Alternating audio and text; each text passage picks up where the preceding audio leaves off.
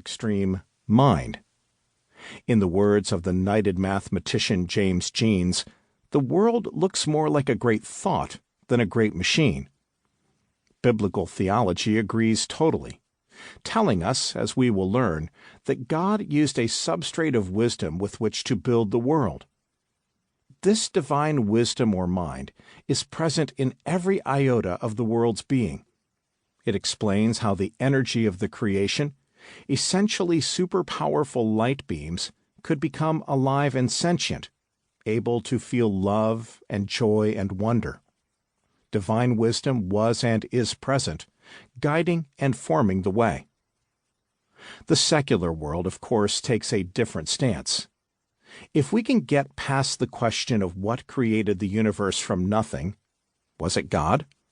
We then let the laws of nature take the credit for producing, in some as yet unknown way, the magnificence of life from the Big Bang burst of pure, exquisitely hot energy.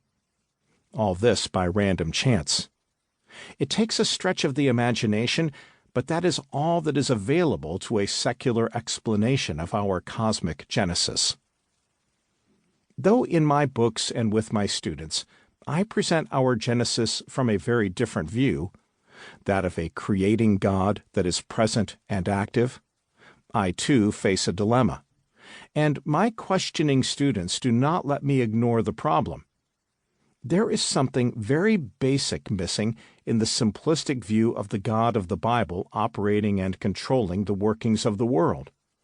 Most obviously, if God is in control, why isn't the world perfect? Not just from our humanly limited view of perfection, but even in a biblical accounting, there are multiple examples by which we learn that the world has its faults. Most blatantly, God brought the biblical flood at the time of Noah to revamp a misdirected world. Couldn't God have foreseen this potential for disaster and nipped it in the bud before it blossomed into a worldwide debacle? Are we dealing with an absentee God? A God that only once in a while pays attention to the world it created to see if things are going according to some divine schedule? A superficial reading of the Bible might give that impression.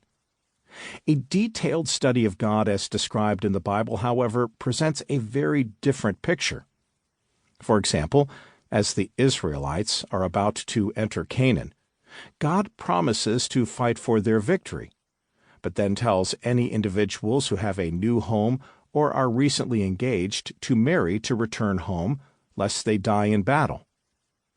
God promises to fight alongside the Israelites to help gain victory for the army, but there is no guarantee of survival given to any particular individual.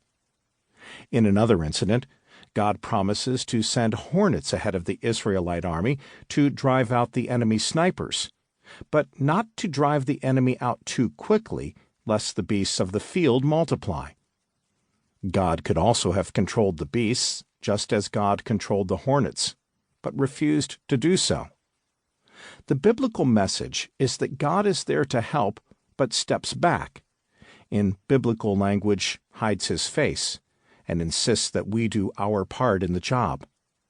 God has chosen us to be partners. With the divine hiding of face, God's presence becomes masked, at times even unpredictable, and certainly not always controlling events. This is a dynamic force, not some static entity able to be pigeonholed into how we think a God should act within its creation. The overwhelming goodness of the world is so extreme that every sorrow stands out as an unnecessary tragedy. In simplistic terms, God could and should stop every form of undeserved trouble. But that is not the God of the Bible, as the book of Job so blatantly reveals. The God of the Bible, by the very act of creating the universe, has relinquished a portion of control. With this act, God imbued and empowered humankind with the task of getting a partly perfect world to become fully perfect. This is a tremendous vote of confidence by God in our ability, notwithstanding the fact that God